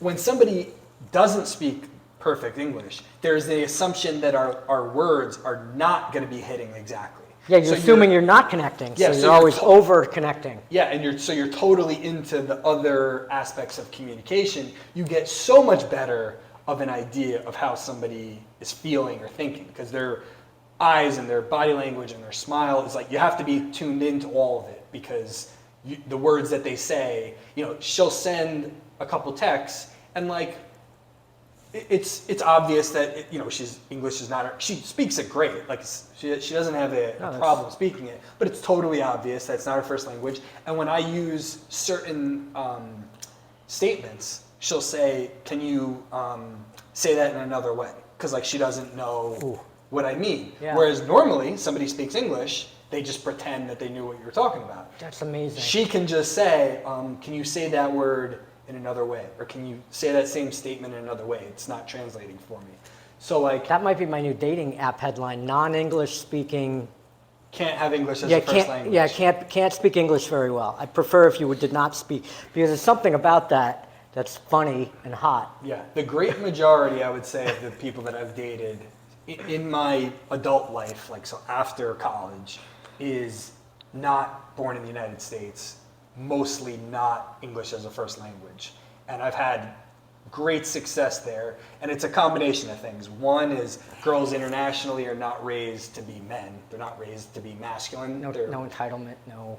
And yeah, you're not raised in the empire, Yeah. so you're automatically a little bit less entitled. There's so many factors that go into it. But We I could think do a whole not, podcast on it. Not speaking English as a first language, for me, has actually been super beneficial in terms of dating. And it's not 100% of the time, but like a high percentage of I think the time. that was brilliant. I think we're going to wrap it All right. because I think it's a great way to end it. This has been the Don't Kill Yourself podcast. We are super grateful that you're here with us. As always, do not kill yourself, and I'll let you close it down. I broke the Leo rule here. Ooh, talk about full disclosure. Yeah. So, I was moving down in age. She's young, significantly younger than me, and I don't see any issues. Like everything is good. There's not really any issues or problems. But I did break the Leo rule. She's 4 years younger than me, so she's in her 30s. But We're never going to lie to you here. I don't have an issue at all. It's very odd. Like it's so good that it's too good, and I'm just trying to accept that it's too good. The addendum to the DiCaprio rule is, I think the DiCaprio rule really applies when you become 40 or older. Yeah. So that's Brian's feeling. That's my new DiCaprio sets in. addendum to that, which we'll talk about next time. I have 2 hair operations, so we're just going to tell you everything about ourselves because we want you to stick with us. We're so happy you're here, and we'll see you next week. See you next time. All right.